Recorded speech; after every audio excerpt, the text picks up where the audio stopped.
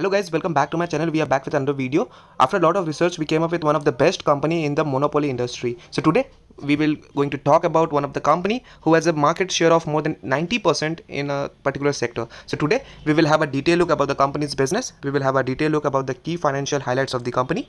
We will also have a look on the balance sheet and profit and loss account of the company, about the holdings and inside trade. And at last, I will share you my own view about this company, whether I'm going to add this company on my watch list or not. So let's start the today's analysis video. So the company which we are talking about is none other than IRCTC Ltd. So the company is actually, the full form is Indian Railway Catering and Tourism Corporation, which is actually engaged in the catering and hospitality, internet ticketing, travel and tourism, and packet drinking water under the brand name Rail Neer. So this is the overall detail about the company. So now we will have a look about the different ways by which the company gets its income or its revenue. So the company gets most of its revenue from the e-ticketing apps or website, from which the company gets most of its income.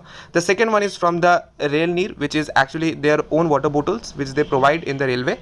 The third one is through the IRCTC catering, which includes foods and services. The fourth one is from the travel and tourism, which the company actually provides to all the peoples of India. So this is the overall four source of income for this company. So now let's have a look on the revenue distribution. So the company actually get 54% of its total revenue from internet ticketing, 27% from catering, 10% from tourism and travel, and the rest 9% from packet drinking water under the brand name Neel Jahan. So this was the overall revenue distributions of this company. So now let's have a look how much company makes from each sector. So we will have a look on the gross margin. So from ticketing, the company actually make around 85% gross margin, from catering from 33 to 35%, from rail near to 37%, and the tourism is around 26 to 28%. So this is the overall margin in which the company make. So now let's have a look on the graph of the company. So the current price of the company is 607 rupees, and the all-time high was around 840 rupees, and the low was 557 rupees. In the last 1 year, the company has given almost negative 25% returns to its shareholders in the last 1 year.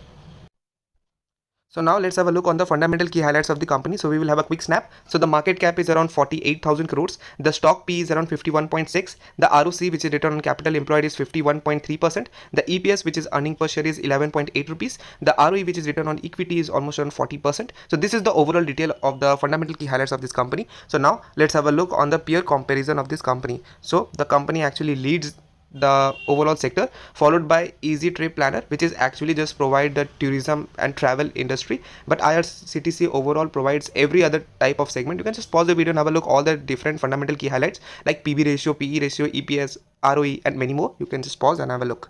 So now let's have a look on the profit and loss account of the company. So the sales of the company is increasing over time. The operating profit is also increasing from 152 crores in March 2015 to almost 1230 crores as per today. Even the profit before tax was around 214 crores as on March 2015, which has increases to almost 1200 crores. The net profit has also increases over time from 130 crores to almost 940 crores as per today. So this is the overall profit and loss account of the company. Now let's have a look on the balance sheet of the company. So in balance sheet, we will have a look on the reserve, which has overall increases from 500 crores to almost 2000 crore as per September 2022. The borrowings of the company has also increases by almost 178 crores as per September 2022. The other liabilities, which may be includes in a form of creditor and all, has also increases, which also includes loans and short-term loans.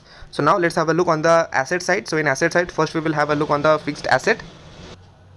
So even the fixed assets of the company has increases from 155 crores to almost 380 crores as per September 2022. The other assets, which includes like inventory, cash, it was around 990 crores as per March 2015, which has increases to almost 4000 crores as per September 2022. So this is the overall balance sheet of the company. So now let's have a look on the cash flow of the company.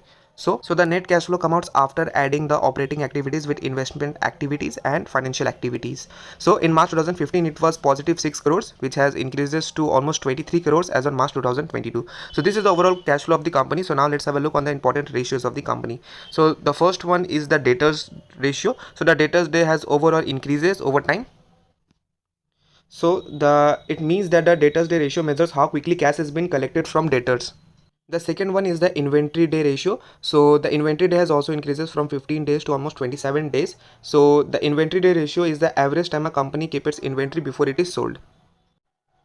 And the last one is the cash conversion cycle. So in March 2015 it was 4 crores, and in March 2022 it was around negative 2200 crores. So the cash conversion cycle means that the number of days the company takes to convert its investment in inventory and other resources into cash flow from sales.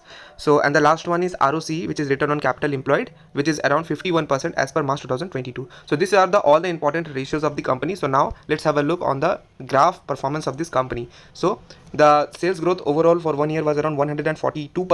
The profit growth was around 254% for 1 year. The ROE, which is return on equity, for 1 year was around 40%. The ROC, which is return on capital employed, for 1 year was around 54%.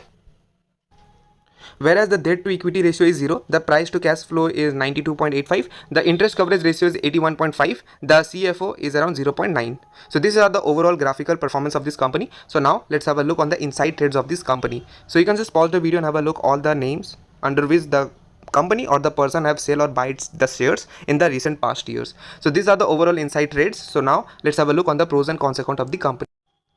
So in pros, the company is almost debt free. The company has expected a good quarterly results. The company has a good profit growth of 24% CAGR in the last 5 years. The company also have a good ROE, which is return on equity, for 3 years, which is around 31.6%. The company also have a good dividend payout of around 41.3%, and the debtors day has also improved from 161 days to 111 days. Whereas in cons, the stock is almost trading 22 times its book value. The promoters holding has decreases in the last quarter by almost negative 5%, and the company has delivered a poor sales growth of almost around 4.3% in the last 5 years. So these are the overall pros and cons account of the company. So now let's have a look on the holdings of this company. So the promoters hold 62.4%, the public owns 22%, the DII holds 8.7%, the FII holds 6.84%, and the others own 0%. Whereas in promoter doesn't placed any of its shares, which is an important thing about this company. So now let's have a look on the summary of the company. So the first one is the PE ratio.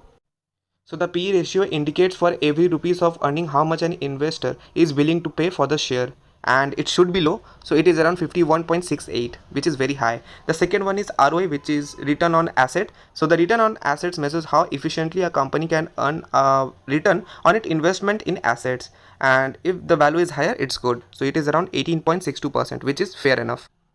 The third one is the current ratio. So it measures a company's ability to pay its short-term liabilities with its short-term assets. So the higher the ratio is desirable, so because the company would be stabilized to expect dumps in the businesses if there is any in the future. So it is around 1.76, again it is good.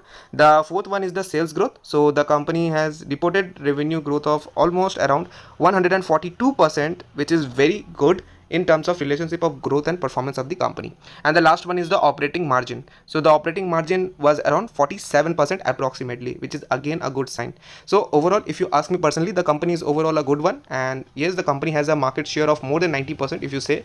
And this is the overall my view about this company. So tell me whether you are applying this company or not in the comment section. I would love to hear from you. So thank you so much for spending some time with us. We will back with another topic. Till then, bye and have a nice day. And this is not a bias or recommendation video. This is just for your personal knowledge. So do your own analysis before investing. So thank you so much for spending some time with us. Bye bye.